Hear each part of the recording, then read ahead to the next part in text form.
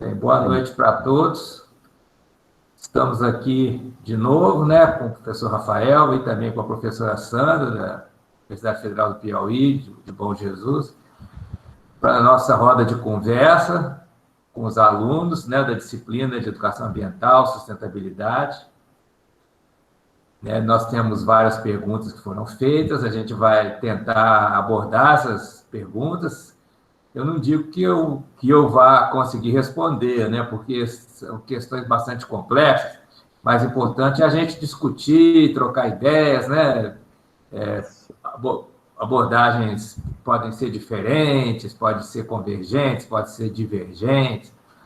Importante é a gente discutir os problemas do nosso país, né, que faz parte da nossa formação como cidadão. E eu tenho esperança que essa nova geração vai conseguir lidar melhor com esses problemas do que as gerações mais antigas, né, na qual eu me incluo, que cometeram muitos erros, né, na gestão da sociedade, nos caminhos escolhidos, né, foram muitos erros cometidos. Eu tenho esperança que as novas gerações cometam menos erros e tenham mais acertos. Então, a gente está fazendo aqui, né, hoje uma discussão, né, que é como plantar uma semente, né, para no futuro crescer e florescer e dar frutos, né? Então, é muito importante isso. Eu vou retomar, então, as perguntas, né? A gente parou da Michela. A primeira pergunta dela é sobre a questão da propaganda. Ela diz, outro dia eu assisti uma propaganda que tinha como título "O que você faz pelo seu bairro". Nessa propaganda se mostrava vários moradores limpando as ruas, descartando lixo de acordo com reciclável ou não reciclável. E também nessa matéria publicitária estava se dizendo que é importante o que cada pessoa faz, né, em relação ao meio ambiente. A responsabilidade de cada pessoa, né, não só dos poderes públicos, mas de cada indivíduo. Aí ela pergunta, será que essas propagandas realmente sensibilizam o seu público? Qual seria a influência desse tipo de propaganda na vida das pessoas? Bem, eu até pensei um pouquinho aqui para responder essa pergunta, né? É que a gente tem vários tipos de propaganda. A Michelle se refere, no caso, a uma propaganda educativa, né, que realmente procura sensibilizar as pessoas para melhorar, né, a sua condição de vida, melhorar a situação, aqui no caso ambiental, né, fazer a coleta de lixo adequada. Mas esse tipo de propaganda, ela não é aquela que domina a mídia, né? Nós temos outros tipos de propaganda em que se procura vender um produto, né? E aí nós temos várias maneiras de se fazer isso. Tem um tipo de propaganda que a gente poderia chamar de propaganda racional, né? Em que o vendedor, a empresa que está disponibilizando um produto, ele tenta convencer a gente que aquele produto é o melhor que os outros, né? Então, quer dizer, está apelando para a razão. Tem outro tipo de propaganda que a gente poderia chamar de propaganda emocional, em que vai se associar o produto com alguma coisa que a gente gosta, né? Que tem um apelo afetivo. Então, de repente, você vê, né, uma atriz famosa, né, que está usando, né, um certo sapato, né? Então está associando aquele produto com algo que tem um apelo afetivo, né? Esse tipo de propaganda não está assim construindo nada, né? Simplesmente é algo assim que é de interesse da empresa, né, para vender o produto e usando, né, figuras que são famosas, que são muito populares, né? A gente vê isso muito no YouTube hoje em dia, né? Nos vídeos aí que tem milhões de visualizações, né? Você tem a tal da monetização, que, né, tem propaganda ali, né? E isso dá um rendimento para as pessoas que fazem o vídeo. Tem um lado bom, porque a gente vê assim, várias pessoas assim, pobres, de periferia, que estão conseguindo ganhar vida fazendo esses vídeos e ganhando dinheiro através da monetização. Quer dizer, é uma oportunidade que são poucas as oportunidades para as pessoas pobres da nossa sociedade, né? Então, a gente vê ali que tem vários pessoas e grupos que estão conseguindo, assim, ficar famosos, trazendo a mensagem, por exemplo, antirracista, né? Que é uma mensagem muito importante, né? A gente pode discutir o modo como eles fazem isso, né? Às vezes é muito violento, muito agressivo, né? Usando muito palavrões, mas é uma forma, assim, digamos que eles conseguem, né? Que querem, né? Aí seria uma questão de estética, né? Na filosofia a gente chama essa forma de fazer um vídeo com música e uma mensagem, né? Visual. Isso a gente chama isso de estética. Né?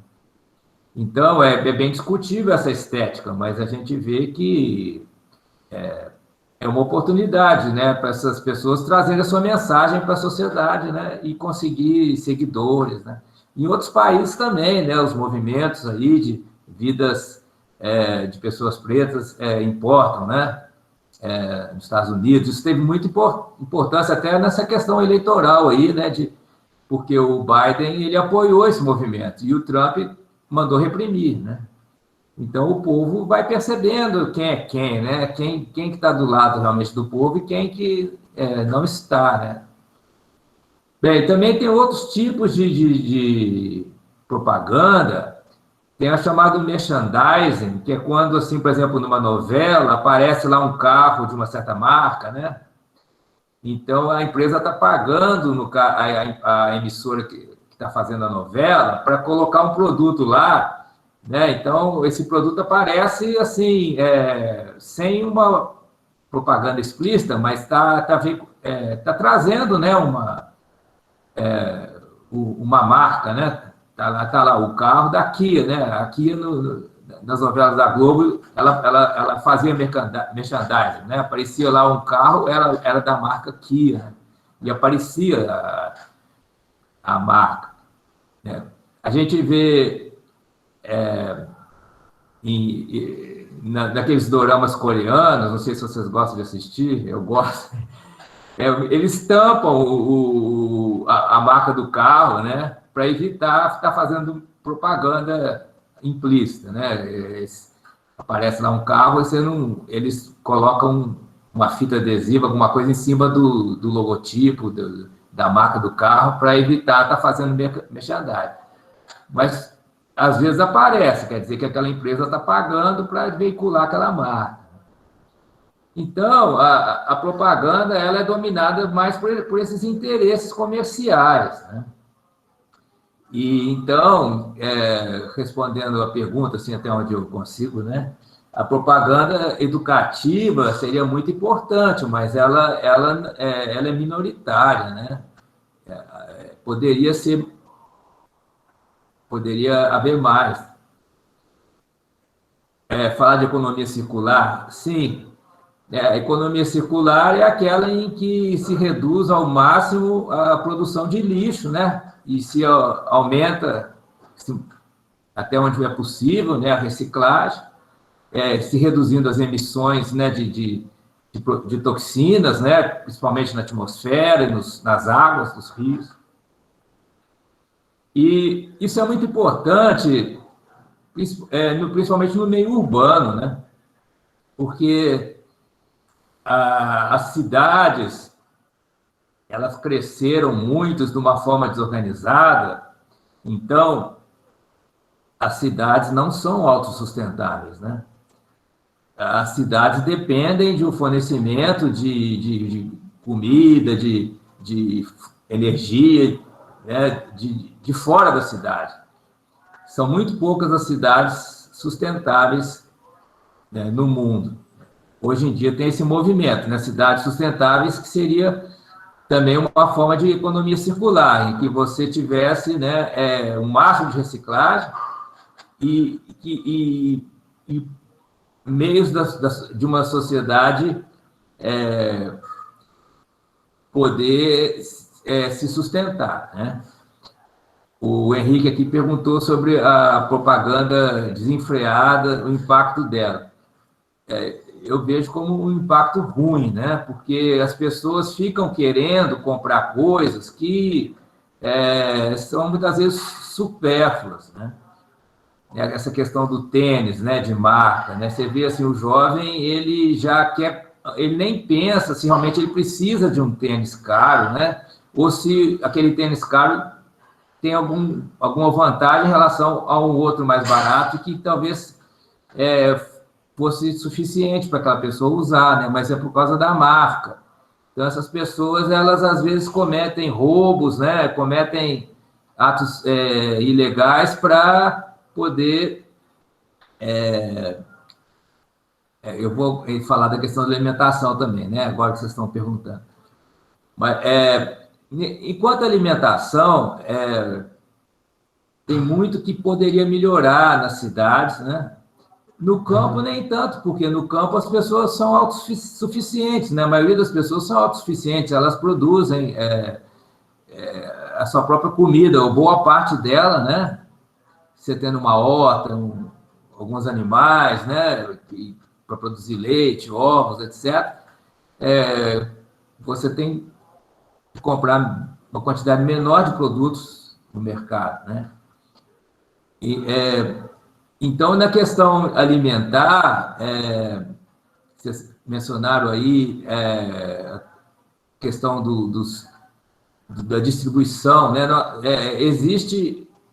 Existem centros de distribuição no qual há um grande desperdício, porque produtos perecíveis, né, que precisam ser distribuídos e consumidos, né, rapidamente, eles muitas vezes não chegam, né, até o consumidor. E existe agora um movimento, né, importante, né, de várias ONGs e alguns partidos políticos também, né, de fazer um aproveitamento desses chamados restos, né, para as pessoas que estão passando fome, que estão, até por causa da pandemia, muitas pessoas perderam as suas fontes de renda, né, e aumentou a população de rua, né, que mora na rua. Então, está tendo, né, um movimento importante, né, de utilizar essas sobras para fazer,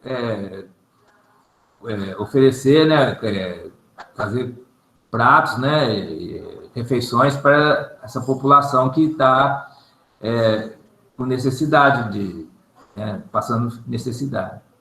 Isso, quem sabe, pode...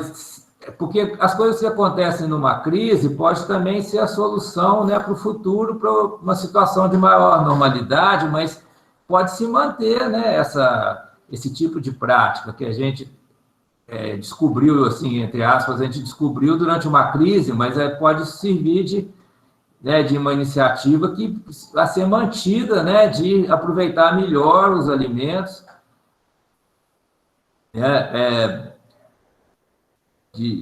depois, né, que passar essa fase pior da crise, né, essas práticas continuarem acontecendo, né? Tem uma delas que chama Cozinha Solidária, né, que você reunir um grupo, né, de pessoas para cozinhar para aquelas pessoas que estão passando fome, e aí você aceita doações de restos de restaurante, de feira, né, de pessoas que distribuem os alimentos, né, elas podem, no final do dia, o que sobrar, levar lá e fazer uma doação. Então, isso é uma forma de economia circular, sim, embora seja com base aí naquilo que está sobrando de alguns pratos, né, para passar para outros que não estão precisando, né? Mas a gente pode pensar a economia circular como algo mais estrutural, né? Algo assim que faça parte do planejamento urbano, né? Seria a ideia, né, quando se faz hoje em dia certos planejamentos de loteamentos, né, ou de bairros, né, que tivessem uma maior sustentabilidade nesse sentido da economia circular, em que, por exemplo, né, toda residência tivesse placas para captação de energia solar ou eólica, né, que se tivesse hortas comunitárias, reciclagem de esgoto, o tratamento de esgoto gerando os produtos que podem ser usados, por exemplo, como adubo orgânico, né? E tem várias possibilidades aí de as pessoas unirem os restos orgânicos e fazerem compostagem num centro, né? Assim, não cada pessoa fazendo na sua casa, que dá trabalho assim adicional, né? Mas as pessoas levarem para um local em que é feita a compostagem e aí depois as pessoas dividem, né, o resultado em termos de adubo, né? E então uma cidade teria que ser planejada para ser assim, já com todas essas redes, né, de reciclagem, de colaboração das pessoas, porque é difícil você pegar, por exemplo, uma comunidade, né, urbana, no morro, e implantar um sistema desse, né? Porque a estrutura não foi feita assim, para ter essas facilidades, digamos, esses aparelhos, né? Quer dizer, você tem que ter uma estrutura já aparelhada para que se tenha essa economia circular, né? E isso remete àquilo que eu estou sempre repetindo, né? Que, como em tudo isso que a gente está discutindo aqui, a gente tem que ter apoio dos poderes, né, públicos, né, municipais, estaduais, federais, porque são mudanças de grande escala que requerem financiamento, né, apoio. É muito difícil para uma ONG, né, ou para pessoas assim que se trabalham como voluntárias conseguir fazer uma mudança estrutural, né? A gente consegue fazer pequenas mudanças individuais, mas tem que mexer na estrutura, né? Principalmente na chamada infraestrutura, né, de saneamento, por exemplo, né? Que é uma necessidade de fazer obras, né, de saneamento, de canalização de esgoto, tratamento de esgoto, tratamento, né, das águas. Isso é visto como despesa, né? Só os nossos políticos, administradores, né, eles veem isso só como despesa, mas isso na verdade, é uma oportunidade para desenvolver a sociedade, né? Para a gente ter uma sociedade melhor. Porque essas obras geram emprego, né? E depois cria-se, né, aparelhos, estruturas que vão facilitar a nossa vida, né? Reduzir o lixo, a poluição, o impacto ambiental, e reduzir a dependência da cidade em relação ao campo, né? Porque a gente viu, por exemplo, na greve dos caminhoneiros, de alguns anos atrás, né, que se o suprimento de bens, né, de produtos para a cidade é cortado, né, se for cortado por muito tempo, vai ser uma situação de desespero nas grandes cidades, porque elas não são autossuficientes, né? Não, a economia ali não é circular. É uma economia que depende, né, do fornecimento que é feito no Brasil, principalmente através dos caminhoneiros. A rede ferroviária foi bastante reduzida, né? Nunca foi assim um objeto de investimento público no Brasil, assim, realmente permanente, né? Houve uma fase em que foram construídas ferrovias, mas depois elas foram praticamente abandonadas, exceto aquelas que carregam minério, né, para exportação. Mas a distribuição de produtos, por exemplo, alimentares, né, para as grandes cidades é feita através de caminhões, né? Então, se houver um problema nesse fornecimento, como é que as pessoas vão sobreviver na cidade? Vai ser muito difícil, né? Porque o modo que as cidades são construídas é um modo que faz as pessoas totalmente dependentes de ir no mercado para comprar comida, né? de ir no posto para abastecer o carro, etc. E o mercado e o posto dependem dos produtos que são trazidos em caminhões, né? Que, por sua vez, usam diesel, né? Que é um poluente, certo? Então, é um sistema que precisaria ser repensado, e para mudar esse sistema, mudar as estruturas das cidades, tem que ter muito investimento público, né? Isso não é de interesse dos empresários privados, porque isso não dá grandes lucros, né? Mas é de interesse público. Eu vou passar, então, para a segunda pergunta da Michela, porque senão a gente não vai conseguir dar conta, né? Ela pergunta: sabemos que a floresta amazônica é um dos lugares mais importantes que temos no país, ambientalmente falando, né? Rico em biodiversidade, né? Realmente, essa questão da biodiversidade é muito pouco entendida, né, pelo povo, mas é fundamental para um ecossistema ser estável, existir a biodiversidade, né? Você vai ter interação de várias espécies, e de um modo equilibrado, né? Em que uma regula a outra e o sistema como um todo fica estável. E também é importante para o clima, né? Como a gente está cada vez mais percebendo, né? Então, por ter essa riqueza, acaba sendo alvo de muitos empresários que acabam usando os recursos disponíveis de forma insustentável, além de várias espécies de animais silvestres que são objeto de tráfico ilegal, né? É um problema que passa quase desapercebido, mas periodicamente você vê que a apreensão de animais em cativeiro, né? Animais sendo vendidos clandestinamente, né? Aves em gaiolas, em más condições, às vezes até sendo contrabandeado para outros países, né? Isso contribui para a extinção de várias espécies, né? Pelo desequilíbrio. Então, perfeito. Essa é a visão biológica, né, da situação. A economia humana, ela está dentro de uma economia maior da natureza, né? Que é estudado na ecologia, né? A matéria da biologia. Após essa reflexão, ela pergunta quais ações nós, seres humanos, dependentes dos recursos da natureza e preocupados com a sua conservação, poderíamos fazer para combater tudo isso, né? E, quem sabe, mudar, né, a situação da Amazônia.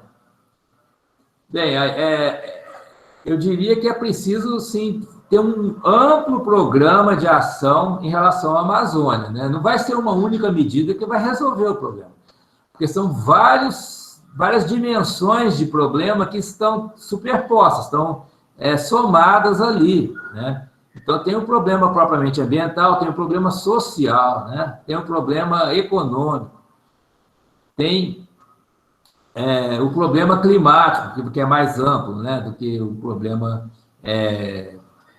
local, né, de você ter uma alteração da biodiversidade em certa região, né, isso é um problema. Agora, o problema climático é mais amplo, porque vai envolver aquilo que a gente conversou semana passada, né, dessas massas de umidade, né, que formam os chamados rios voadores, né, e que estão dependentes da atividade das árvores, né, das florestas.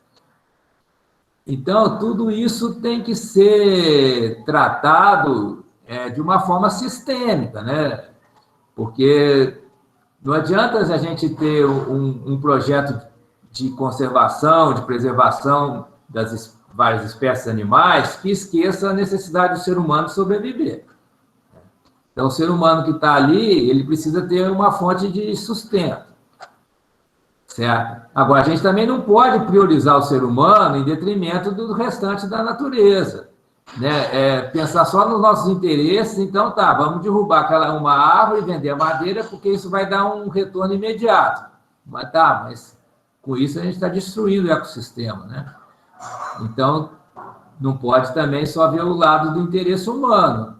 Infelizmente, é isso que vem acontecendo há muito tempo ali, que é só o interesse daquelas pessoas, é o interesse egoísta de algumas pessoas que predomina, né? Elas extraem o que elas podem, né, para fazer dinheiro e que se dane, né, o ecossistema. Vocês, como biólogos, não podem compactuar, né, aceitar isso, né? A gente tem que pensar assim, nós somos parte do ecossistema, nós dependemos do ecossistema para sobreviver. A gente não pode fazer uma utilização imediata e destruir as condições de vida das gerações futuras, né? Não existe almoço grátis e que vaca... eu não consegui... passou rápido aqui, deixa eu entrar no chat aqui. Não existe almoço grátis e vaca... Boi não dá leite, né? Vaca dá leite. Sei lá. É uma máxima que tem, professor. Tem é a parte ecológica mesmo, a parte filosófica que alguns falam. São algumas máximas, eu lembrei dessas duas enquanto o senhor falava, que não existe almoço grátis, vaca não dá leite, me perdoe intromissão. Não, então, quer dizer, eu acho que eu entendi errado. Vaca não dá leite quer dizer que ela produz o leite para o bezerro, né? Isso. Não para nós nos dar o leite, né? Isso. É uma visão, quando a gente fala que a vaca dá leite, é uma visão antropocêntrica, né? A gente está pensando nossa espécie como sendo, nós somos os senhores da natureza, então a vaquinha lá, ela está dando leite para a gente. Mas, na verdade, biologicamente falando, a vaca está produzindo leite para alimentar o seu filhote. Isso, e a gente dessa situação se aproveita, é isso mesmo. Uhum. E perdoe a intromissão, eu lembrei disso. Não, é perfeito, né? Tudo isso aí, todas essas abordagens que a gente tem aí, né? Inclusive, no próprio povo, né? O próprio povo pensa de um modo antropocêntrico, né?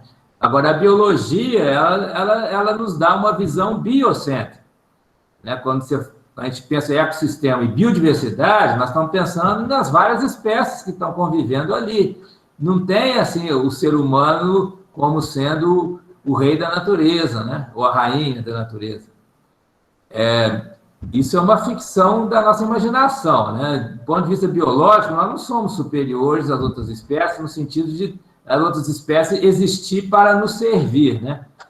Isso não existe na biologia, né? Você tem um processo evolutivo em que surge a espécie humana, né? E a espécie humana interage com as outras. É claro que nós estamos preocupados com a nossa sobrevivência, com o nosso sustento, com a nossa satisfação, né?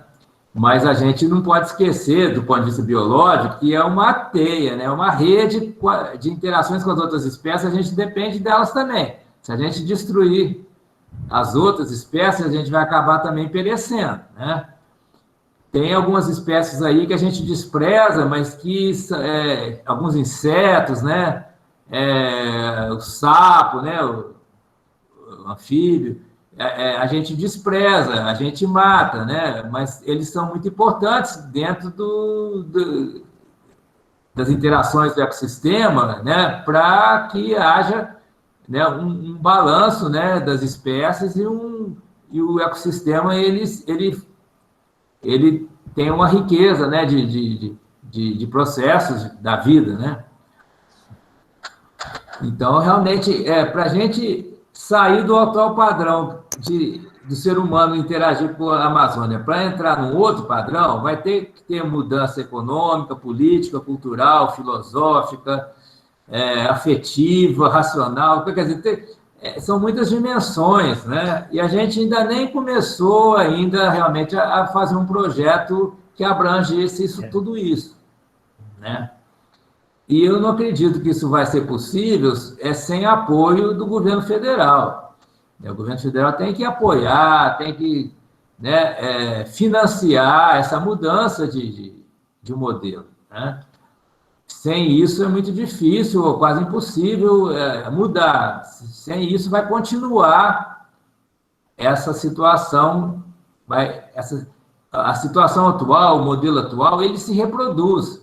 E ele, né, essas pessoas que fazem o que fazem, elas se organizam e elas criam um grupo de pressão dentro do parlamento, dentro do próprio executivo, né? A gente vê ministros que estão comprometidos com mineradoras, grileiros, garimpeiros, madeireiros, né? Então, esse sistema atual, esses grupos organizados, eles tendem até a crescer o seu poder e conseguir, né, tomar a terra de índio, né, conseguir ter o controle ali da floresta e usá-la para os seus objetivos. Muitas vezes passa pela destruição, né, da floresta, propriamente dita, e o uso daquela terra para outras finalidades, né? Então, a perspectiva é ruim, né, no momento. Já foi melhor no passado, a destruição foi revertida bastante no passado, mas agora voltou a crescer, e o poder desses grupos cresceu também no atual governo. Então, falta praticamente tudo ali, né? Porque não se tem nenhuma ideia do que poderia ser feito. Tem alguns pequenos exemplos que indicam o que poderia ser feito, né? Eu gosto de citar o caso do açaí. O açaí hoje se encontra aí no mundo todo, né? E ele gera emprego, gera renda para as populações que trabalham com açaí, né? E ele Obrigado, Michel. E o açaí também, ele é uma prática sustentável, né? Você não precisa cortar a árvore para você extrair o açaí, basta subir lá e coletar o fruto, né?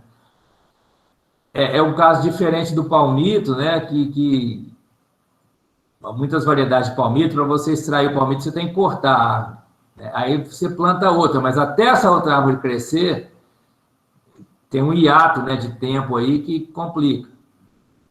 Então, por isso que, a partir de estudos aqui com os professores daqui da Unesp, né, tá se propondo usar uma espécie de açaí chamado Jussara, que ele tem várias ramificações, então você pode cortar uma e deixar a outra. Extrair o palmito sem matar a árvore, né? Então, são esse tipo de ideia que precisa ser desenvolvida, né?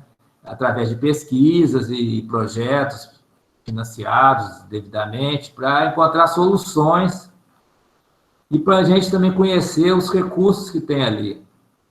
A gente conhece muito pouco ainda das espécies que tem na Amazônia, né?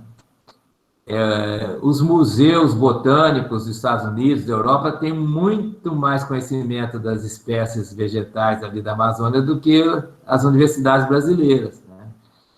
Faz muitos anos que eles mandam pesquisadores altamente qualificados para o Brasil para coletar, né, esse material para identificação de espécie, né, e conhecimento de propriedades medicinais e cosméticas, né, das plantas da Amazônia. Eles fazem isso há muito tempo e a gente aqui, né, não faz praticamente, né?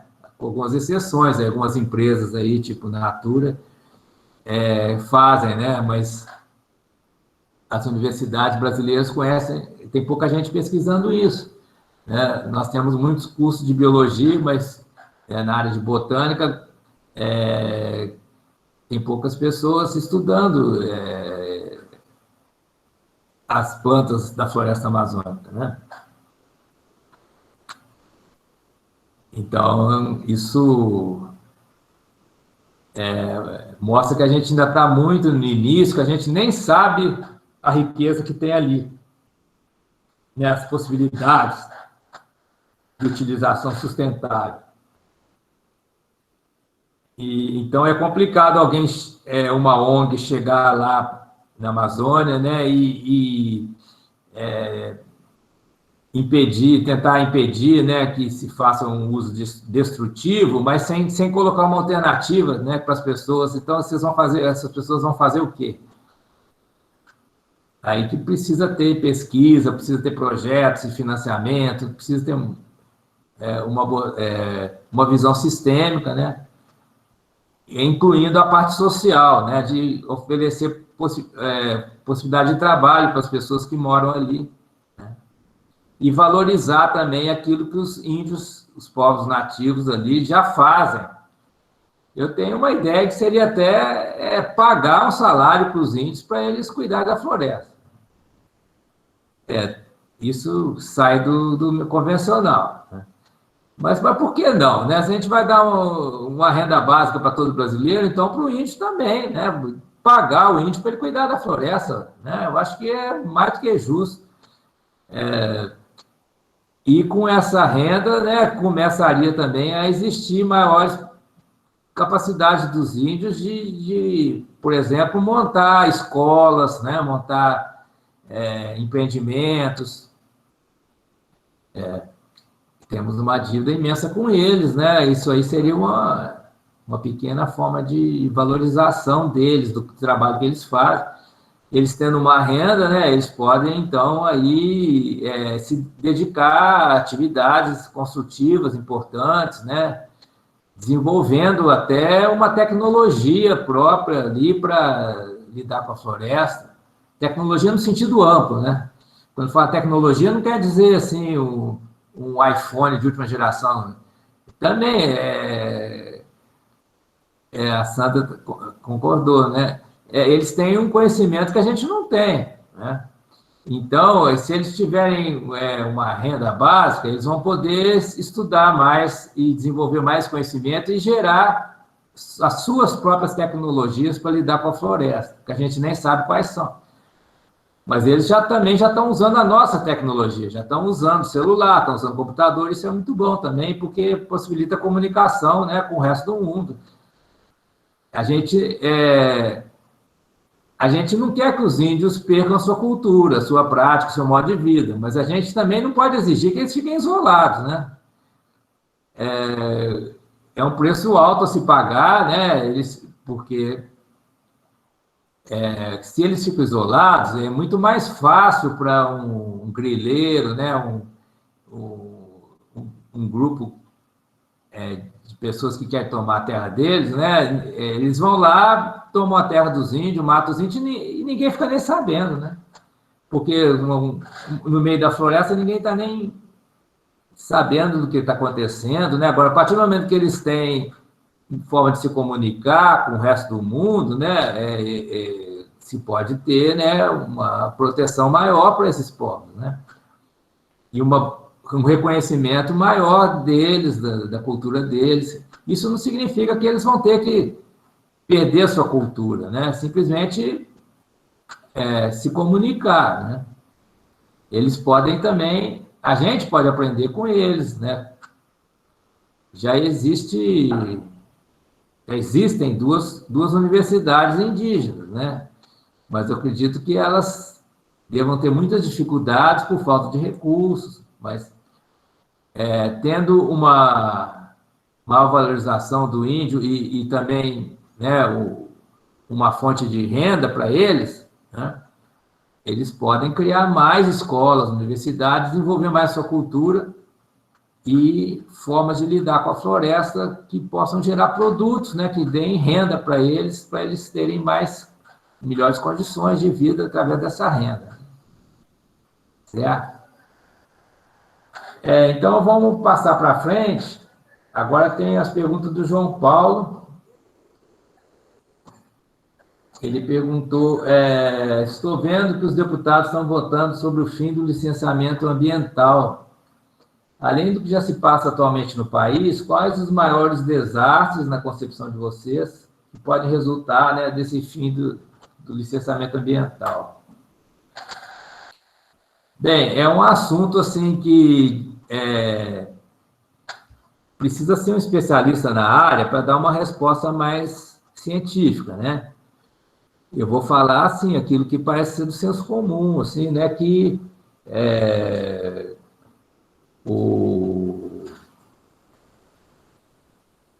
com essa liberalidade aí, né? O fim dessa lei de licenciamento ambiental, vai ser possível fazer grandes obras, né? de mineração, de hidrelétrica, etc., sem a aprovação, né, de pessoas que conhecem biologia, que conhecem o ecossistema, né? Porque pela lei do licenciamento ambiental, tinha que se avaliar o impacto, né, que essas obras teriam no ambiente, né? Se fosse um impacto muito negativo, pode-se barrar a obra, como aconteceu lá com Belo Monte, né, numa certa época. Sem a lei do licenciamento ambiental, então, os empresários vão poder ter mais liberdade de fazer o que eles quiserem, sem ligar para o impacto biológico. Quando a gente fala em impacto ambiental, é impacto biológico, né? Nas formas de vida que tem ali, no ambiente físico, né? Então, no futuro, obras que forem planejadas de acordo com os interesses de certos grupos, né? Porque a gente sabe que essas grandes obras rola muita corrupção, muita propina, né? Muita vantagem indevida. Então, sem a avaliação do impacto ambiental, eles vão poder ter mais margem, né? Vão ter uma maior margem de manobra para fazer o que eles quiserem. Então, é isso, né? E também vai ser ruim para os povos que moram nessas regiões, né, que já atualmente o pagamento de indenizações já é algo que não funciona bem, né? Demora a pagar indenização, pagam indenizações de baixo valor, não consideram tudo que a pessoa construiu. Quem já construiu uma casa sabe, né, que não é só o preço o preço do terreno e o preço do tijolo e da telha, né? É toda uma vida que foi empenhada ali, né? Então, de repente, você recebeu uma indenização puramente pelo preço do terreno e do metro quadrado construído, mas e todo o aspecto emocional, né, e afetivo, quer dizer, tudo aquilo que a pessoa colocou ali, né, da vida dela, isso não é coberto, né, por aquele dinheiro. E aí também se inclui algumas coisas que poderiam estar sendo levadas em conta se houvesse uma análise mais sistêmica, né? Por exemplo, né, o pescador que vive ali do peixe que tem naquele rio, né? Então, se altera o ambiente, ele não vai ter mais o peixe para ele pescar. Então, o fato de ele receber uma indenização pelo barraco que ele tinha ali, não vai cobrir, né, o sustento dele no resto da vida dele se ele não tem o que pescar, né? Então, são medidas que favorecem certos grupos e que deixam de lado uma visão sistêmica, biológica daquele ambiente. Outra coisa que pode acontecer também é um maior risco de acontecer catástrofes, né, como aquela da Vale, né, da Vale do Rio Doce, em Minas, aqueles resíduos que transbordaram, né, porque ali já houve um descuido, né? Não se pode fazer uma barragem de contenção de resíduos tóxicos assim do lado de rios ou de cidades, né? Ou de regiões assim de nascente, né? De rio, de regiões de preservação ambiental, né? Não se poderia fazer isso, né? Então, sem o licenciamento ambiental, vai haver maior risco, né, de se construírem barragens com resíduos tóxicos, né, ao lado de locais de preservação, né, ou lugares habitados, né, por pessoas, como a Sandra está lembrando. Isso tudo esse risco infelizmente vai aumentar, porque a as avaliações de impacto ambiental, elas existem justamente para evitar que se crie uma armadilha desnecessária, né? Você imagina, né? A pessoa faz uma armadilha e depois cai lá dentro. Você faz um buraco e depois cai lá dentro, né? É isso que o ser humano faz, né? Arma uma arapuca e depois cai na arapuca que ele mesmo armou, né? É isso que a gente vê lá em Minas Gerais, com aquelas barragens todas da mineração. Aquilo ali são arapucas, né? Que mal feitas, né? Contra, né? Quer dizer, de modo não recomendável numa visão biológica sistêmica, né? E mais cedo ou mais tarde elas vão se romper, né? Porque se acumula, vai se acumulando resíduo, né? Chega uma hora que vai transbordar, né? Mesmo quando se desativa, né, a mineração naquele local, o resíduo continua lá, é um risco permanente, né? Então, isso tudo reflete assim, uma falta de critério, né, de planejamento do país como um todo, né? Porque na história brasileira a gente sempre tem, né, o predomínio dessas iniciativas egoístas, né, empresas que estão visando só o seu próprio lucro e não estão nem ligando para a questão social, ambiental, né? Sendo que, né, em boa parte do mundo, atualmente, as empresas têm que ter responsabilidade social e ambiental. A empresa não pode ser voltada só para o lucro dos donos dela, né, dos proprietários. Tem que pensar também nas condições de trabalho das pessoas que vão, né, fazer parte dessa empresa e também como essa empresa se relaciona com o ambiente, né? É famoso um caso aqui perto de Botucatu, né, de fábrica de bateria de automóvel que foi fechada, porque ao reciclar a bateria, estavam jogando aquele ácido da bateria no solo e estava infiltrando, né, chegando no subsolo, no lençol freático, né, e já gerando intoxicação em pessoas que usam água de poço, né? E também esses produtos tóxicos, eles acabam chegando nos rios, né? E depois, mesmo que você filtre essa água, ela não vai... se tem chumbo nela, por exemplo, o filtro não vai reter o chumbo, né? Totalmente. Então,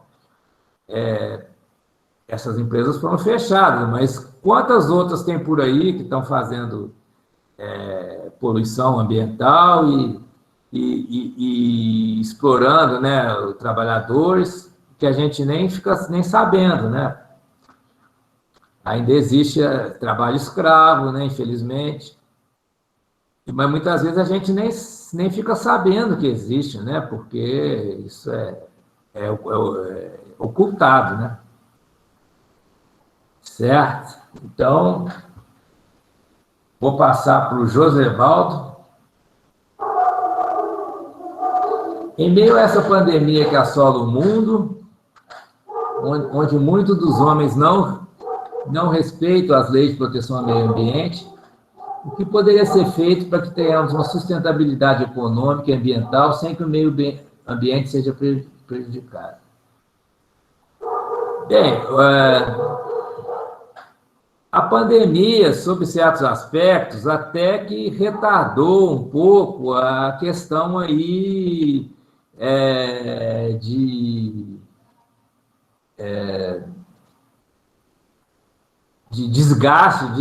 desgaste do ambiente, né? Porque tá bom, eu vi uma mensagem aqui do Rafael. Houve uma redução da atividade econômica durante a pandemia e essas atividades econômicas assim que mais utilizam os recursos do ambiente, né, elas sendo reduzidas, você tem uma trégua, né, para o ambiente. Mas é preciso realmente, ao sair da pandemia, que nós ainda, infelizmente ainda não saímos, né, no Brasil, a gente tem que aproveitar que a gente teve essa parada forçada, né, de certas atividades para repensar, né, o sistema como um todo e investir em alternativas, que é o que está acontecendo nos Estados Unidos com o Biden, né? Ele está com um programa de recuperação econômica que vai incluir a chamada economia verde, né? Energia limpa, né? Várias linhas de investimento que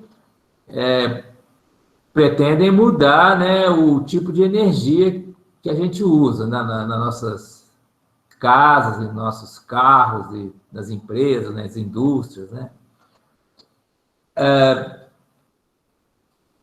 O que a gente pode fazer também durante a pandemia é continuar fazendo as pesquisas, né, científicas, desenvolvimento tecnológico, que procurem soluções para esses problemas, né? A pesquisa não precisa parar.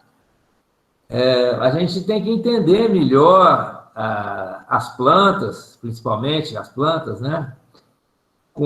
A fisiologia vegetal, né? É uma matéria que muita gente não gosta, né? Na biologia, nem na engenharia florestal, na agronomia, mas é uma matéria importante para entender. É preciso entender melhor a fisiologia das plantas para ver como, né, a gente pode interagir com elas de uma maneira mais construtiva, mais sustentável. A retomada econômica depois da pandemia, ela vai exigir muitos investimentos públicos. Mesmo aqui no Brasil ainda não tenha nada nesse sentido, mas vai ter que ter, né? Porque o mundo inteiro está fazendo isso. O Brasil não é diferente, né? Para a gente conseguir retomar, né, a atividade econômica, oferecer emprego para as pessoas, né? Hoje, sei lá, 30% da população ativa do Brasil está na economia informal, né? Ou está desempregado, ou está, né, ou tem uma pequena empresa que está insolvente, está sem condições de funcionar. Então, vai ter que haver um programa, né, de recuperação econômica. Aí a gente pode fazer, copiando o que tem de bom nos Estados Unidos, né, que é esse programa já ser um programa, né, de atividades mais sustentáveis. Precisa ter gente competente no governo também para fazer isso, né? Tem muito, eu não vejo, né, no atual ministério, né, que tenha pessoas com essa competência, mas o Brasil tem pessoas competentes. Nas universidades brasileiras, nós temos pessoas que têm o conhecimento necessário para fazer propostas alternativas, né, de desenvolvimento econômico de uma maneira sustentável e também, né, de uma maneira socialmente inclusiva, né, o termo que a gente usa, economia inclusiva, quer dizer, uma economia que inclua as pessoas, né,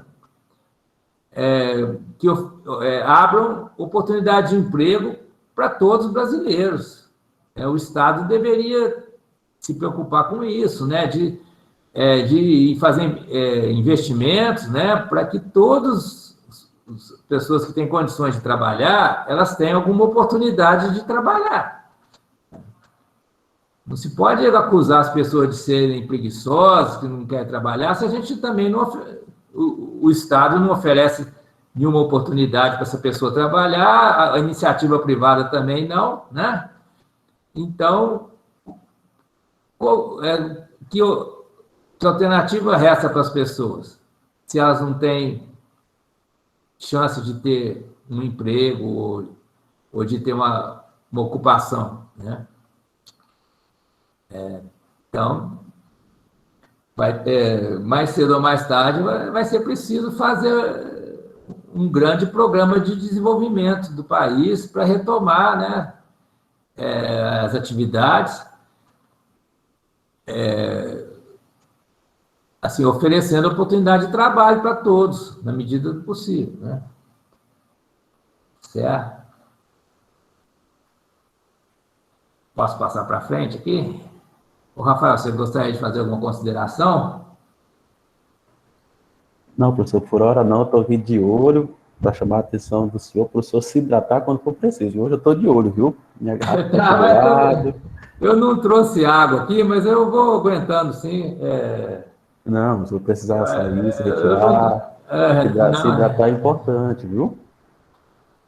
por enquanto a gente vai tocando aqui. Se eu começar a tossir, aí eu vou lá beber água, aí você conduz aqui. Não, depois que eu tive esses problemas de saúde, estou aprendendo agora a ficar com a garrafa, só vê o tamanho aqui, é uma garrafa de 2 litros, e acaba assim, ó. Mas aproveitar esse embalo, hoje eu vi uma reportagem, foi na TV Brasil, eu vou sair um pouco aqui do nosso tópico de conversa para relacionar essa ideia acerca de países mais ricos e os países mais pobres, lembrando também dessa questão de sustentabilidade. Algumas pessoas, infelizmente, deram esse parecer durante as entrevistas, né? O que acha dos países mais ricos, que aspas, doarem uma quantidade X de vacina para os países mais pobres. E não sei se é ingenuidade, alienação política, ou qual seria a melhor palavra. Tem gente que acredita que eles estão fazendo isso porque são bonzinhos. Na verdade, não é, né? Os países mais ricos, lembre-se bem, os alunos devem lembrar disso, eles exploram até onde podem os países mais pobres, tanto que a consequência disso é que os países mais pobres são muito menos desenvolvidos tecnologicamente e, pior ainda, culturalmente. Então, a partir do momento que esses países deixam de ir para esses lugares, que são os países mais pobres, para retirar a obra-prima, ou até mesmo trazer mão de obra, como que vai continuar a economia desse país? Então, não é porque é bonzinho, não, é porque tem que fazer. Primeiro porque é justo, e se eles não fizerem assim, não acaba nunca. Era esse recado que eu tinha que passar.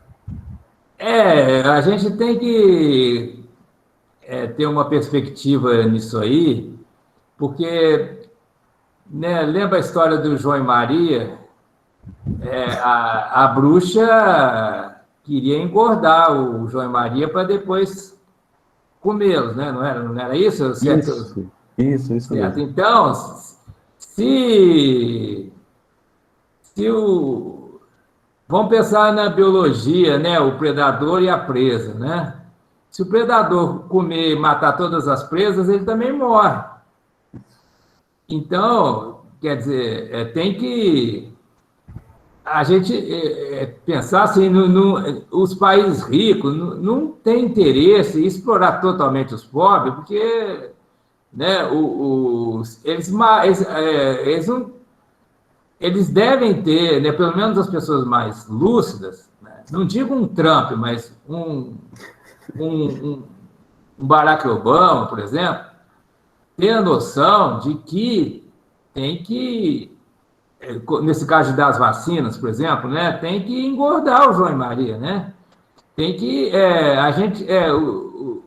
os países que são inferiorizados nessa relação, né? Eles devem ter condições mínimas, né, de vida, para que o povo não seja revoltado, não seja um povo, né, sofrido, miserável. Eu discordo de quem pensa assim que eles querem que nós sejamos miseráveis. Não, eles não querem que nós sejamos miseráveis. Eles querem que nós sejamos subordinados, de modo que eles possam obter lucros nas nossas custas, né? Eles possam fazer bons negócios com a gente, ter lucro. Então, que eles possam utilizar os nossos recursos naturais, né? Comprar a um preço barato para eles, né? Porque a moeda deles vale muito mais. Eles querem que a gente proteja a Amazônia para que eles tenham, né, os benefícios que a Amazônia gera para o clima, né? Eles não querem que a Amazônia seja destruída. Eles não querem que o povo brasileiro esteja passando fome e saindo na rua para fazer uma revolução. Eles não querem isso, né? Eles não querem que a gente morra de Covid, né? Por isso, assim, é interesse de dar a vacina para a gente, né? Porque se a gente tiver muito mal, eles não têm como extrair coisa da gente, né? Falando assim, de uma linguagem bem simples. Então, quanto melhor a gente tiver, mais condições eles têm de fazer bons negócios com a gente, né? Então, a minha visão é essa, né? Não é uma questão assim de o que a gente perde, eles ganham. Não é isso. chamado jogo de soma positiva, que a gente ganhando, eles também ganham, e eles ganhando, a gente também pode ganhar. Não necessariamente a gente vai perder, certo? Então, é uma visão política que eu tenho, né? Não sei se vocês concordam, mas eu não vejo assim como o ganho deles é a nossa perda e o nosso ganho é a perda deles. Isso é uma visão assim bem rasteira, né? Que é comum aí na esquerda, né? De assim, essa ideia de como nós fôssemos inimigos, né? E então a gente está brigando. Não é bem assim, né? De fato, eles nos dominam, né? Sim, concordo.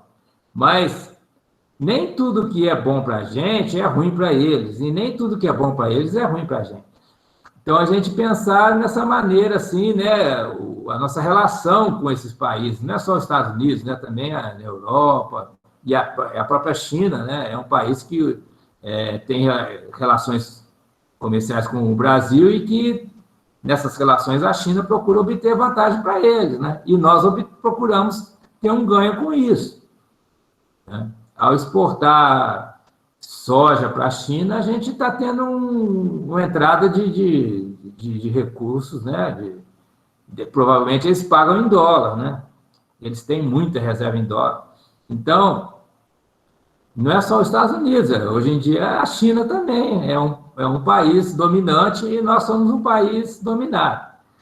Agora, pode existir relações comerciais que sejam boas para os dois lados, que sejam boas para a China e para o Brasil, que sejam boas para os Estados Unidos e para o Brasil.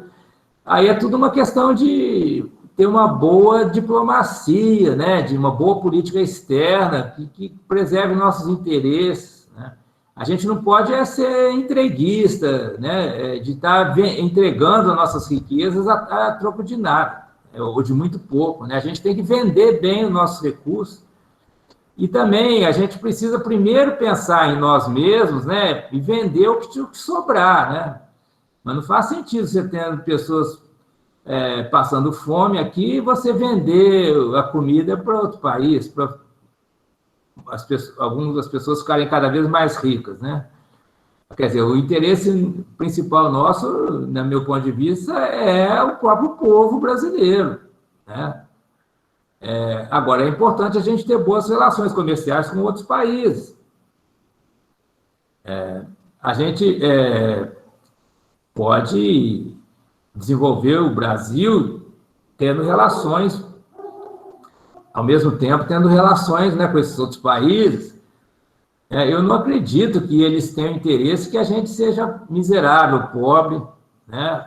Porque se a gente for miserável, eles não têm boas chances de ter ganhos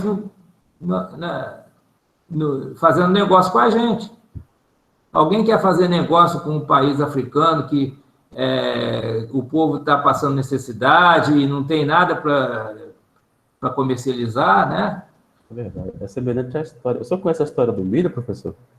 Não. Essa é uma história bem antiga, eu aprendi com meu avô há muito tempo atrás, né? Que o fazendeiro ele era dono das melhores cultivares de milho que ele tinha na região onde ele cultivava, mas os seus vizinhos nunca conseguiam atingir a mesma produtividade. De fato, ele cultivava, arava, adubava, colocava calcareamento, tinha apoio técnico, só que ele percebeu que em determinado instante a sua produtividade no sistema como um todo começou a declinar e começou a se perguntar por que foi atrás de uma ajuda técnica, né? Aí foram estudar a fisiologia e viram que a planta é muito dependiosa nessa história, né? No que diz respeito à polinização e a ter que fazer um cruzamento com plantas que sejam da mesma aptidão, que tenham o mesmo vigor. E estava recebendo pólen de plantas da vizinhança que não tinham esse mesmo vigor. Então foi o que esse fazendeiro fez, começou a partilhar do seu banco de sementes também, traduzindo aqui, né, do seu banco de sementes, para que os vizinhos também tivessem plantas de boa produtividade, porque que assim todos nesse sistema ganhassem. Isso aí, concordo. É por aí que eu acho que a coisa tem que ir, né? A Sandra colocou aqui, né? Concordo também, né? Que o problema do Brasil é que tem uma elite aqui do próprio Brasil que ganha muito vendendo as coisas do Brasil barato para o exterior, né? e não tem interesse em desenvolver o país, né? Ou desenvolver tecnologias. Quer dizer, para essa elite, é muito mais lucrativo exportar matéria-prima bruta, como diz a Sandra, do que, né, montar indústrias aqui, desenvolvendo tecnologia, né, e promovendo o desenvolvimento aqui do próprio país, né? Então, isso explica em boa parte a situação que a gente está, né? A Sandra e a Vanúzia concordaram, né? Eu acho que muitas vezes o problema não é tanto o outro país lá fora, mas é a própria elite que está aqui dentro, né? A gente, é claro, a gente sabe que tem, assim,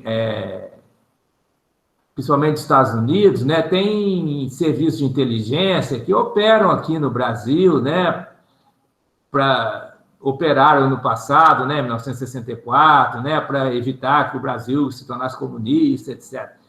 Existe isso, mas a gente não pode culpar os Estados Unidos pelos erros da nossa própria elite governante, né?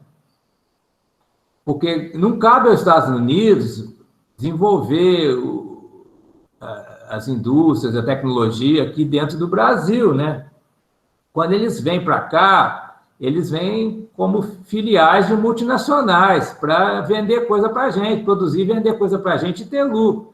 Eles não, né, os outros países, não é só os Estados Unidos, a França, a Inglaterra, a Alemanha, a China, né, Japão, eles não montam uma empresa aqui no Brasil para gerar conhecimento e progredir o Brasil. Não, eles montam uma fábrica da Toyota enorme que tem aqui, né, aqui perto de Sorocaba. Eles montaram a Toyota montou uma fábrica aqui para fabricar carro e vender para a gente ter lucro e mandar o lucro lá para o Japão, certo?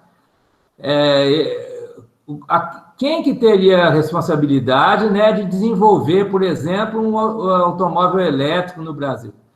A gente sabe que a Gurgel tentou fazer isso, mas foi barrada, né? Quer dizer, são empreendedores brasileiros que deviam ter o apoio do Estado, né, para desenvolver uma tecnologia própria né, e montar, né, empresas que gerem emprego e que utilizem os nossos recursos de forma sustentável, né, etc, etc. Quer dizer, isso é a gente mesmo que tem que fazer.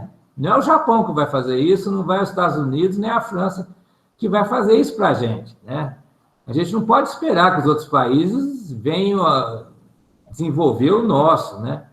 Quando eles vêm para cá, eles vêm pelos interesses deles, né? Das empresas deles. Oi? Quer falar, Michel? Tá.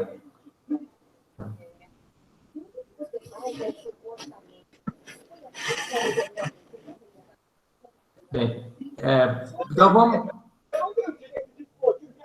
Opa, fecha, tem um microfone aberto. A Sandra lembrou, né, essa história da Gurgel, ela é meio trágica, né? Mas deveria servir de lição, né? Que deveria ter sido apoiada não só pelo governo estadual, mas pelo governo federal naquela época. Só que a gente sabe que a política para a indústria automobilística, que começa na época do Juscelino, né, 1960, por aí, ela já era a política do Estado brasileiro para a indústria automobilística, já era em conjunção, né, em aliança com as multinacionais, né? Então, as multinacionais receberam muitas vantagens para se estabelecerem no Brasil. E quando deixa de interessar, né, deixa de ser lucrativo, elas vão embora, né? O caso da Ford aqui no estado de São Paulo. Indústria petroquímica no Brasil só venceu quando Getúlio criou a Petrobras, né? Porque as empresas estrangeiras vinham aqui, né, não para tornar o Brasil autossuficiente, né, no petróleo, mas vinham aqui para vender o petróleo deles caro, né? Por isso que é muito importante a Petrobras, ideal é que ela ela não tivesse sido privatizada em parte, né, com venda de ações, etc., porque para a gente ter um combustível com preço mais acessível, né, para o povo, né, tem que ser uma empresa brasileira, estatal, que tem interesse de servir esse povo, né? Agora, as grandes empresas petrolíferas vêm cá para ter lucro, né? E aí a gasolina, o diesel ficam mais caro na mão deles, né? Então, quando a Petrobras conseguiu autossuficiência, ela ficou muito vulnerável também, porque isso contrariou, né, o interesse das grandes empresas petrolíferas internacionais. E a gente vê que conseguiram, né, fazer que os preços do combustível seguissem o mercado internacional, né? Quando não precisaria ser assim, né? Se é uma empresa estatal brasileira tem autossuficiência, ela poderia fazer o preço que ela quisesse aqui, não precisaria estar seguindo as flutuações do barril de petróleo aí nas bolsas de valores aí de Nova York, sei lá, né? Bem, mas voltando então para as perguntas, né? A Bruna perguntou: gostaria de saber se, na sua opinião, existe alguma relação entre os problemas ambientais do nosso planeta e a pandemia que estamos vivendo atualmente. Olha, infelizmente eu não sei dar uma resposta. Na verdade, ninguém sabe ainda, né, qual foi realmente a origem da pandemia. Né? O Trump disse que foi a China, o Trump, o Bolsonaro, diz que veio da China. Agora, a China diz que era um laboratório americano que tinha lá, naquela cidade a primeira cidade afetada, lá tem um laboratório dos americanos. Então, pode ser que os americanos implantaram esse vírus lá para depois, né, culpar a China. Sei lá, isso aí é muita especulação, não dá para a gente ter um conhecimento científico disso, né? Até porque a gente não tem informação suficiente. O Alan falou: o mau uso da natureza pode trazer graves problemas de saúde, sem dúvida, né? Eu lembro quando comecei a trabalhar aqui na Unesp, eu encontrava aqui dentro da universidade um monte de gente, agricultores do Paraná, que vinham se tratar aqui por causa de intoxicação com agrotóxico. Aqui na Unesp Botucatu tem o CEATOX, né, o Centro de Atendimento Toxicológico, que abrange aí essa região, uma grande região, né? Então, o pessoal do Paraná vinha para cá por causa de intoxicação por mau uso de agrotóxico. Mas tem também a situação, que eu já não sei dizer se é rara ou se é frequente, com a devastação dos biomas, né, da natureza, algumas doenças que estavam lá restritas a uma espécie no meio da mata, elas acabam atingindo o ser humano, né? Porque o ser humano invadiu lá o terreno deles. Tem uma doença aqui que é transmitida pelo tatu, né? Paraximodiose, uma coisa assim, eu esqueci exatamente o nome. O Alan Castro está mencionando, né? Aqui em Botucatu tem um colega que estuda essa doença, a transmissão pelo tatu, né? Se ninguém for lá mexer com o tatu, né, a bactéria fica lá junto, fica lá com o tatu. Agora, né, a pessoa vai lá, caça o tatu e come o tatu, e aí, de repente, ela se contamina, né? Então, isso é um exemplo assim, de má relação com o ambiente, sem dúvida, né? Se a gente respeitar, né, as áreas de preservação e não invadi-la, né, a gente não vai ser contaminado por essas bactérias, ou vírus, ou fungos, né? No caso do tatu, se não me engano, é fungo, Alan, não é bactéria. Você falou bactéria, eu falei também bactéria, mas é fungo, né? É um fungo que causa uma doença grave. Então, seja fungo, seja bactéria, seja vírus, né? No caso da Covid, é vírus. Vocês aí sabem melhor do que eu a diferença de fungo, bactéria, vírus, né? Isso tudo aí que tem na vida selvagem aí, né? Se a gente respeitar os limites aí, né? As áreas de preservação ambiental, né? Dentro de um parque ecológico, você seguir a trilha, não invadir as áreas indevidas, né? Não perseguir os animais, né? Caçar e pegar os passarinhos, cobras, sapos, a gente tem um risco muito menor de se contaminar com esses vírus, bactérias e fungos, né? Da hanseníase, eu não sei, Vanúzia, você teria algo a dizer? Eu não sei, eu nunca estudei esse assunto. A hanseníase é a famosa, como é que é o termo popular? Lepra, né? Ah, do tatu? Não, do tatu é paraximicose, uma coisa assim. A doença que os colegas aqui estudam, eu não lembro o termo exato. Depois vocês podem pesquisar, mas parece paraximicose, uma coisa parecido com isso. Parece que termina com micose ou paraxidiose, uma coisa assim. Mas provavelmente tem outras, né? Essa micose aí que pode ser grave. A, da hanseníase ser transmitida pelo tatu, eu não sabia, mas então, quer dizer, é um animal que pode ser vetor de vários micro-organismos, né? Isso sugere que a gente tem que respeitar, né, o ambiente dele, não invadir o território dele, né? Porque a gente fica exposto, né, a isso. Provavelmente é até ilegal caçar o tatu, né? Porque se é uma espécie que está em risco de extinção, não sei. Isso eu não sei os detalhes, não. Mas é um hábito, né, popular até de comer o tatu, carne de tatu, né? Mas acho que isso aí vai ter que ser revisto, né? A Vanusa está falando. Porque assim, o povo.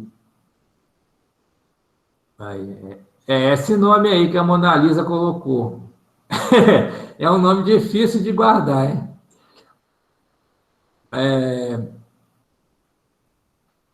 A ciência vem, né, vem a partir do conhecimento popular, mas ela corrige também esse conhecimento popular, né? Então, tem certas coisas que o povo faz que a gente descobre que não deve fazer, né?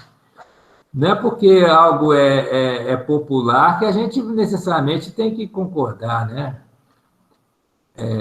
Às vezes a ciência corrige o conhecimento popular, às vezes confirma, né?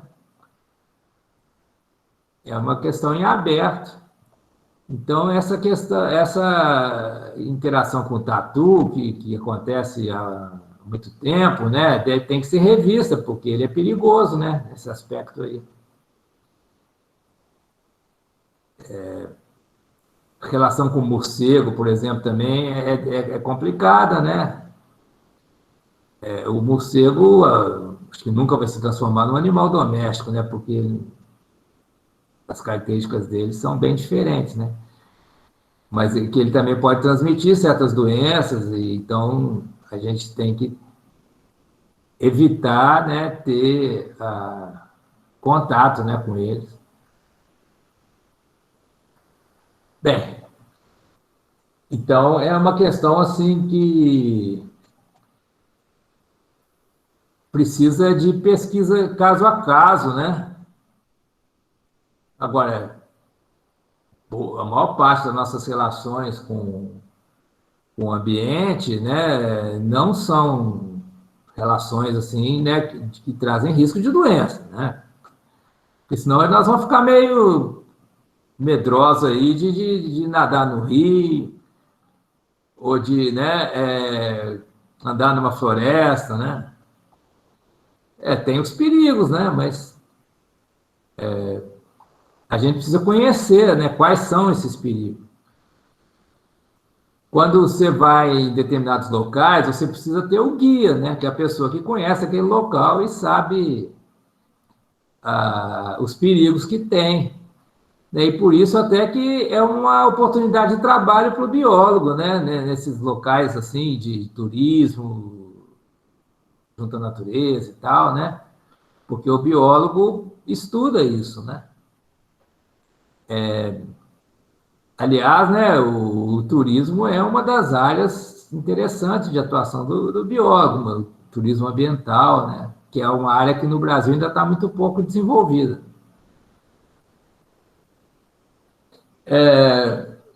A Raimunda pergunta aqui: gostaria de saber de que forma o desenvolvimento sustentável, consumo de alimentos orgânicos, tratamento adequado de lixo e outras bandeiras do movimento ambiental são pertinentes às realidades dos mais pobres.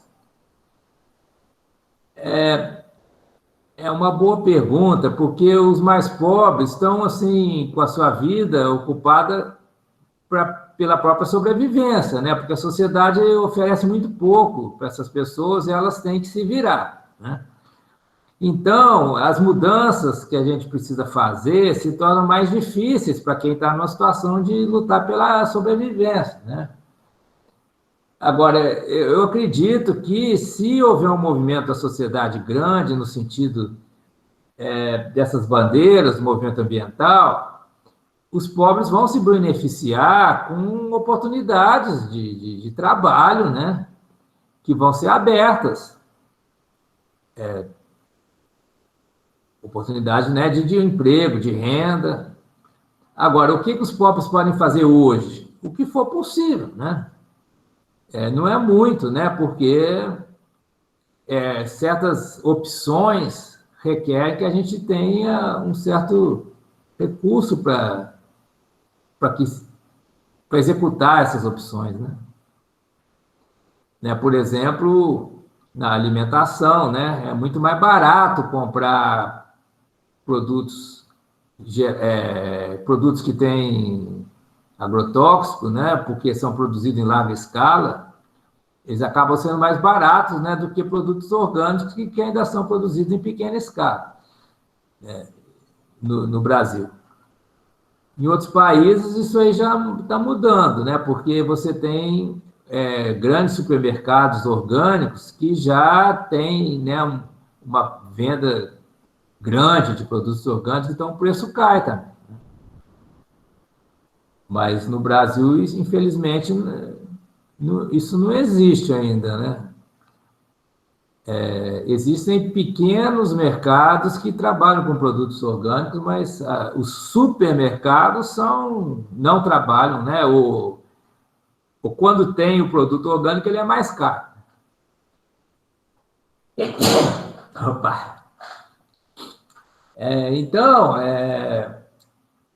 a realidade da pessoa mais pobre, ela é muito imediata, né? É o dia a dia, né? A sobrevivência no dia a dia, né? Condições assim muito precárias de moradia, de transporte, de saúde em geral, né? Então fica difícil mudar os hábitos, mas eu diria, né, que naquilo que for possível, né?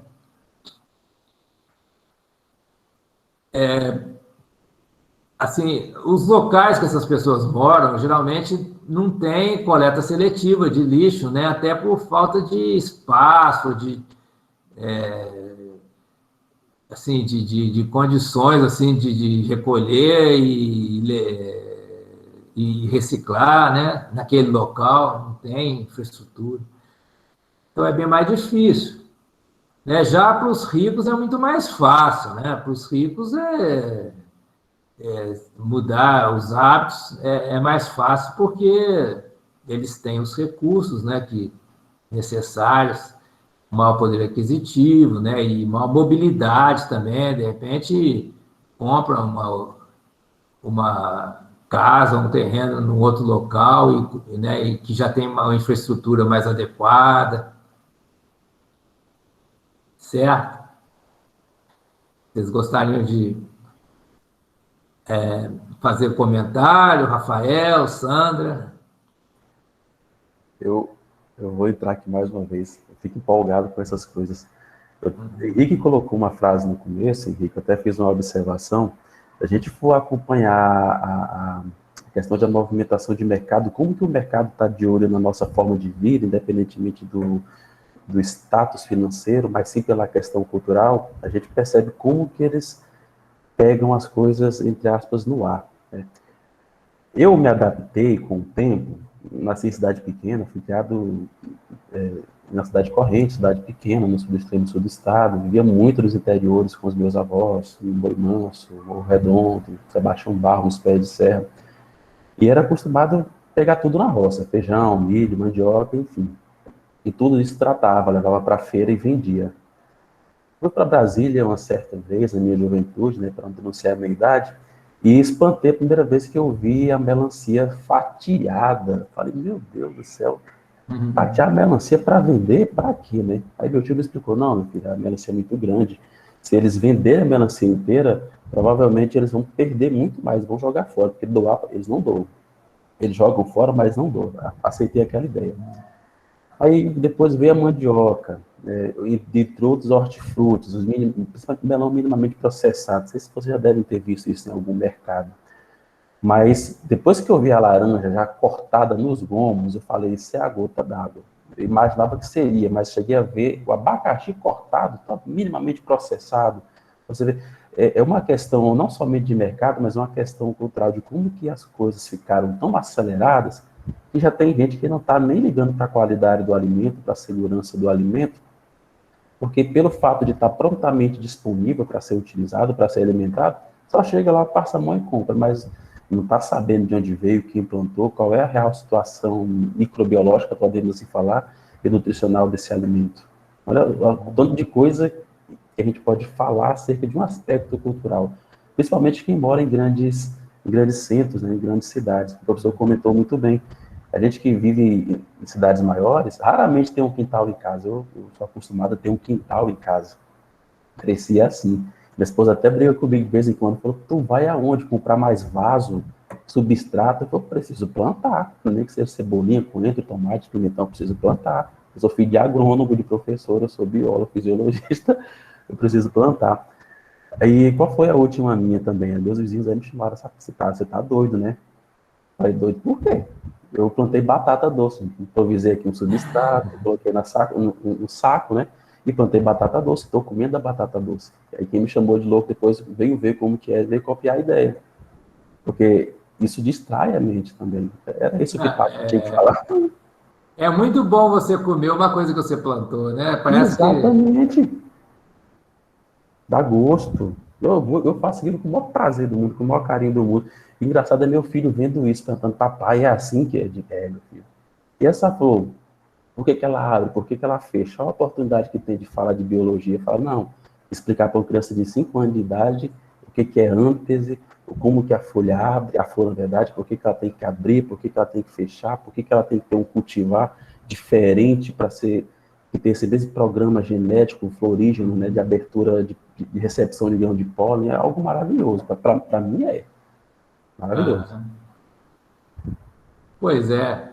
Agora, o pobre no campo ainda tem um recurso de, né, plantar, nem que seja numa terra lá abandonada, que ninguém sabe o dono, né, você plantar e colher. Agora, na cidade não tem nem onde plantar, né? O pobre na cidade, ele está assim, sem opções de vida, né? Assim, ele está tolhido em tudo, né? Verdade. Ele vai, as pessoas vão para cidades em busca de um emprego, uma condição de vida melhor, e só que nas fases de recessão, né, que reduz o número de empregos, as pessoas ficam, então, perdidas, né? Eu estou vendo vários comentários legais aqui, da Sandra, Vanusa, Henrique.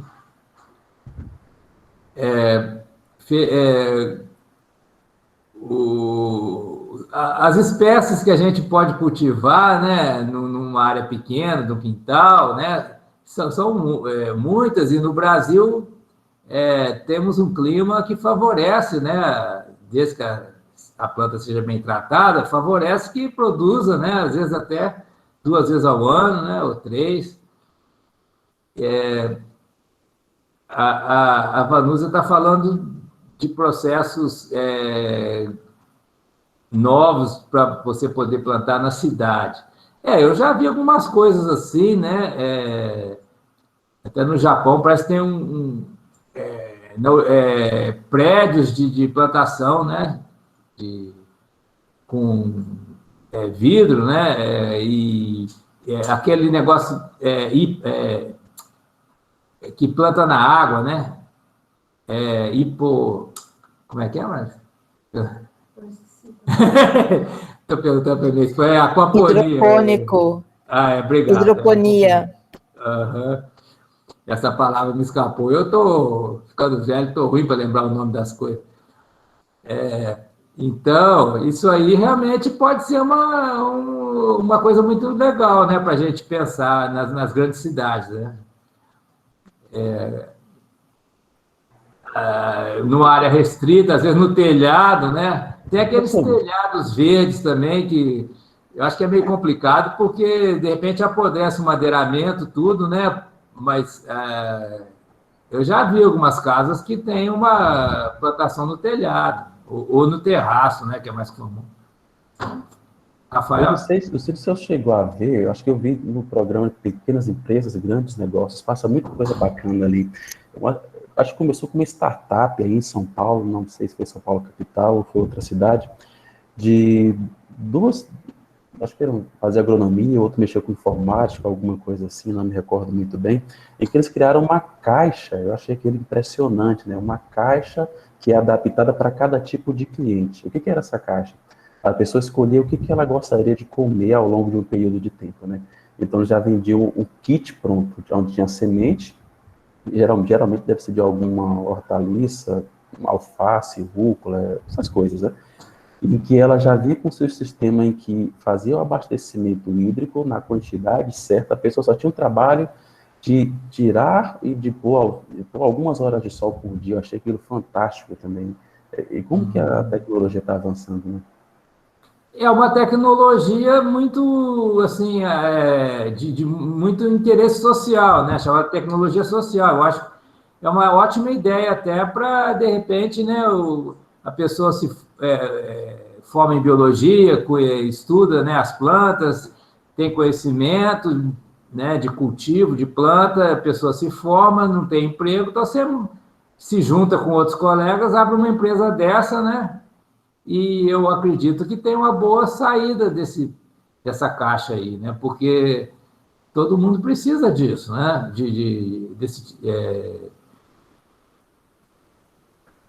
A Sandra fez umas observações muito boas aqui, né? Falando do telhado verde, não apodrece. Eu vi um aqui em Botucatu que parece que apodreceu a madeira, mas é que deve ter sido mal feita, é claro. Né? A história do Bitar tem, Casa Nova. E a agricultura no quintal, no bairro, pela guerra. Eu vi também um sistema que tem na Suíça, se não me engano, que cada pessoa tem um pequeno lote para plantar, né? Tem certas áreas públicas que as pessoas podem solicitar um lote aí de mais ou menos 10 metros quadrados, que o Estado possibilita a pessoa ter a posse dali para ele usar e fazer uma horta, plantar o que a pessoa quiser. Né? Então, isso poderia acontecer aqui no Brasil facilmente. Né?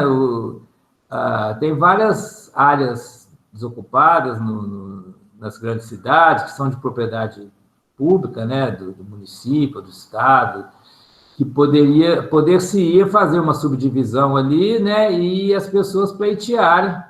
É claro que assim, a pessoa tem que justificar e cumprir certas regras, né? Ela tem direito a usar aquela pequeno lote, né, para plantar e colher. E a Sandra falou que viu na Alemanha a época também tomar sol, né? Pois é, né? Aqui no Brasil tem tanto sol que a gente às vezes não imagina que em outro lugar a pessoa não teria onde tomar sol.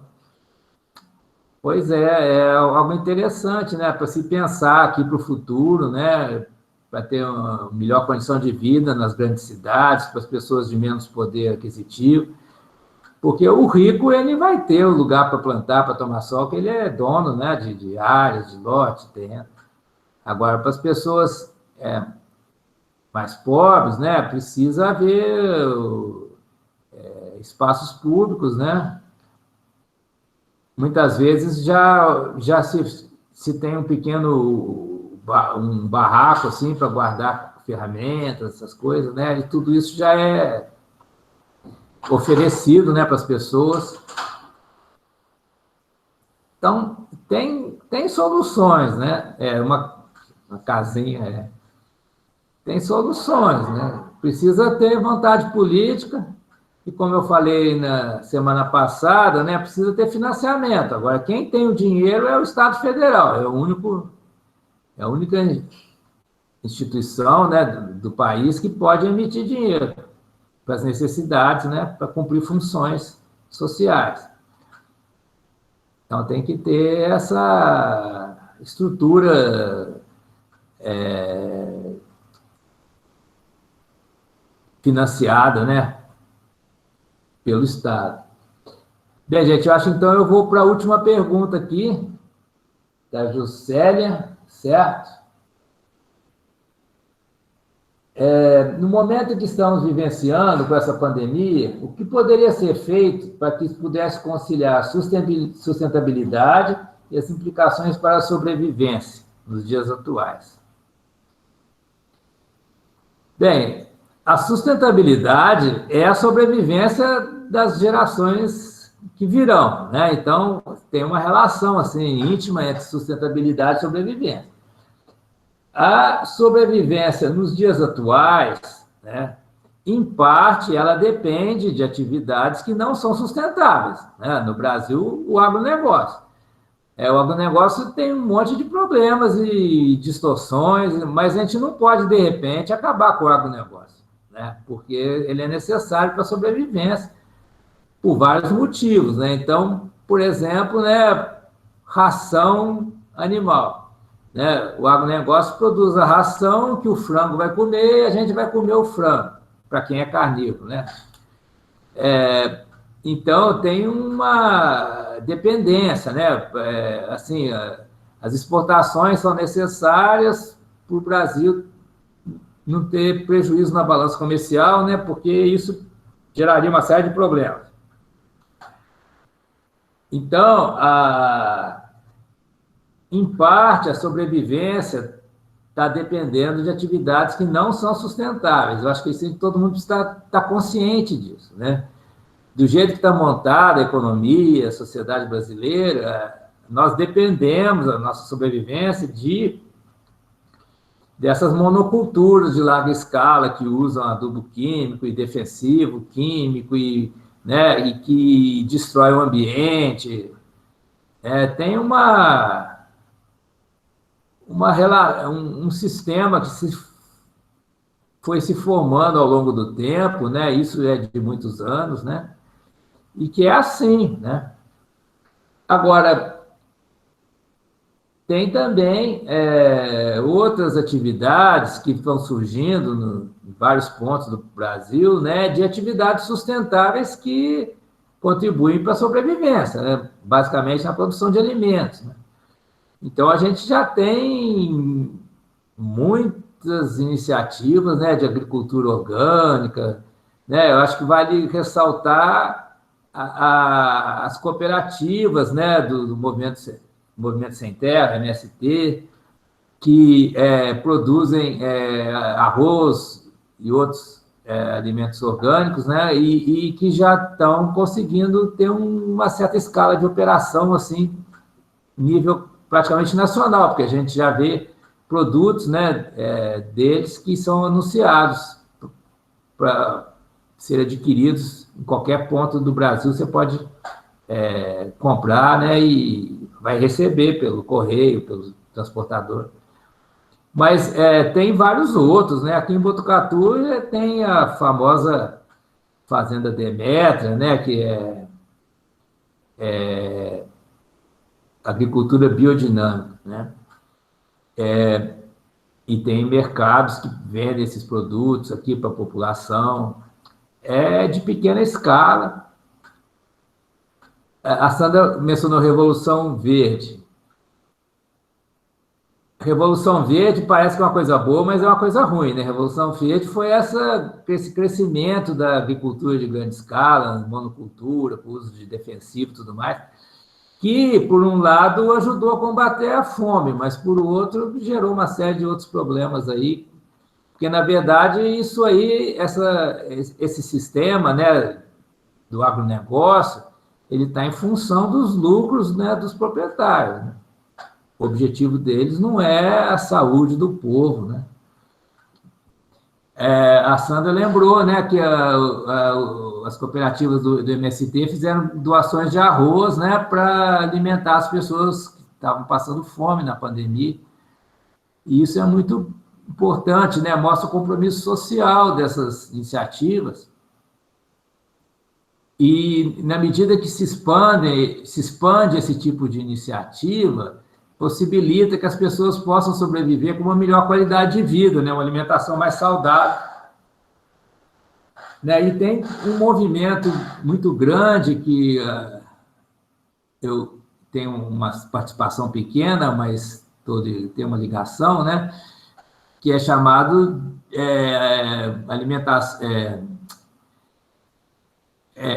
segurança alimentar e nutricional. Que muita gente não sabe a diferença da segurança alimentar e segurança nutricional. A segurança alimentar é a pessoa ter o que comer, né? Então, a segurança alimentar de um país significa que os cidadãos, né, o povo, tem recursos para se alimentar. E no Brasil, isso nem sempre existiu, né? Tem um livro famoso chamado Geografia da Fome, que mostrava, né, as regiões do país em que havia fome crônica, né? Com o aumento da produção agrícola, agropecuária, né, se reduziu a fome, mas aí surgiu o problema da segurança nutricional. É que alimentos de baixa qualidade, eles não possibilitam uma vida saudável, né? Não só por questão de agrotóxicos, mas por falta de nutrientes, né? Vitaminas, minerais, proteínas, né? Às vezes excesso de carboidrato, né? Um exemplo bom aí é a questão do glúten, né? Porque com a alteração do trigo que fizeram, aumentou demais o carboidrato, né? O glúten, e isso gera alergia em muitas pessoas. Então, isso é um problema de insegurança nutricional, quer dizer, você ter alimentos que geram reações alérgicas, né, ou que não suprem as necessidades das pessoas, né, para ter uma vida saudável, podendo, inclusive, participar na origem de determinadas doenças, né? Então, é importante pensar essa questão não só da existência do que comer, mas da qualidade do alimento. Eu gosto de citar um exemplo aqui. Quando eu dava aula na agronomia, um aluno falou assim, que o pai dele era um proprietário rural, né, do agronegócio, né, que produzia em larga escala, mas que na casa dele eles não comiam aquele alimento que o pai produzia, porque eles sabiam, né, que aquilo ali fazia mal. Tinha, né, vários produtos ali que faziam mal para a saúde, que eles estavam vendendo para os outros comerem, mas eles não comiam aquilo que eles produziam, né?